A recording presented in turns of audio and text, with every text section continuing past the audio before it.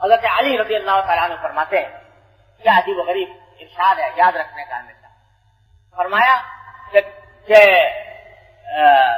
کلموا الناس بما یعرفون اتحبون ان یکذب اللہ ورسولہ.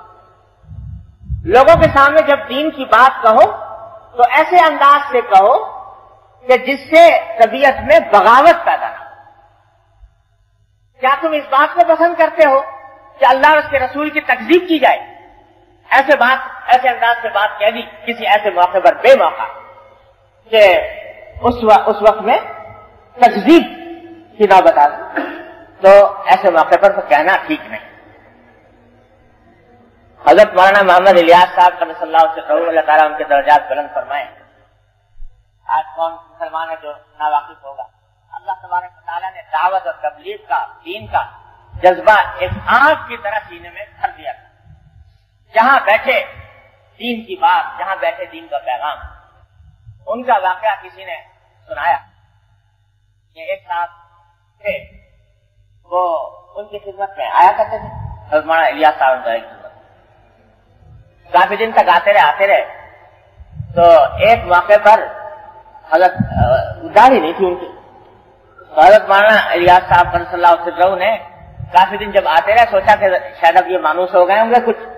تو ایک دن کہہ دیا کہ بھائی یہ میرا دل چاہتا ہے کہ یہ سنت کے اوپر تم بھی عمل کر لو. تو جو حضرت مولانا الیاس صاحب نے فرمایا تو بیچارے وہ کچھ شرمندہ ہوئے ہوں گے، کچھ ہوا ہوگا. تو اس کے بعد سے آنا چھوڑ دیا، مولانا کے پاس نہیں آئے. اس کے بعد تو اب کئی دن جب گزر گئے، معلوم کیا کہ بھائی کیا ہوا، تو معلوم ہوا کہ انہوں نے آنا چھوڑ دیا. تو مولانا الیاس صاحب کو بڑا افسوس ہوا. فرمانے لگے بھائی بڑی سخت غلطی ہوئی مجھ سے. کیا بات ہوئی؟ کہ میں نے کچے توے پہ روٹی ڈال دی. کچے توے پر روٹی ڈال دی، یعنی ابھی توا پکا نہیں تھا اور اس قابل نہیں تھا کہ اس کے اوپر روٹی ڈالی جاتی. میں نے غلط اندازہ کیا، پہلے ہی ڈال دی. تو اس کا نتیجہ یہ ہوا کہ آنا ہی بند ہو گیا. کم از کم آتے رہتے تو کوئی دین کی بات کان میں پڑتی رہتی، کچھ ہوتا.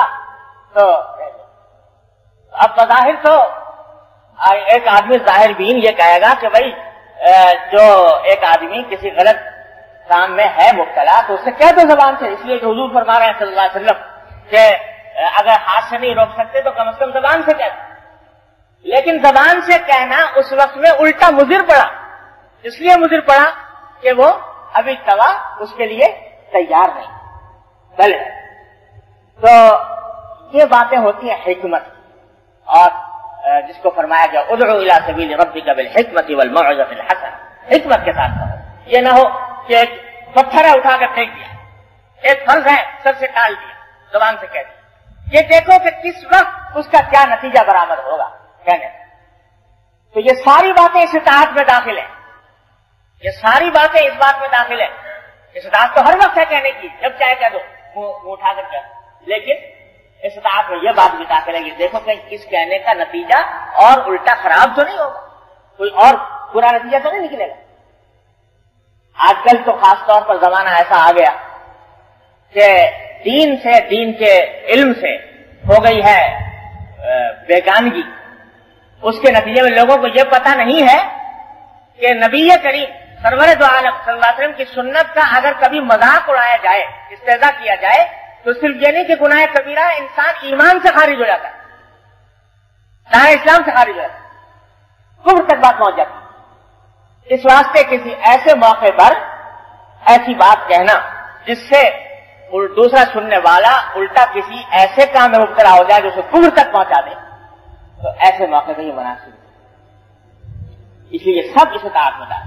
حضور جو فرما رہے ہیں کہ اگر استطاعت نہیں ہے زبان سے بھی کہنے کی تو دل سے برا سمجھو، تو اس استطاعت میں یہ بات بھی داخل ہے. استطاعت تو ہے کہہ دینے کی، لیکن اندیشہ ہے کہ اس کے کہہ دینے سے اور الٹا اثر ہوگا، برا اثر پڑے گا. تو اس وقت میں رک جانا چاہیے، انتظار کرنا چاہیے.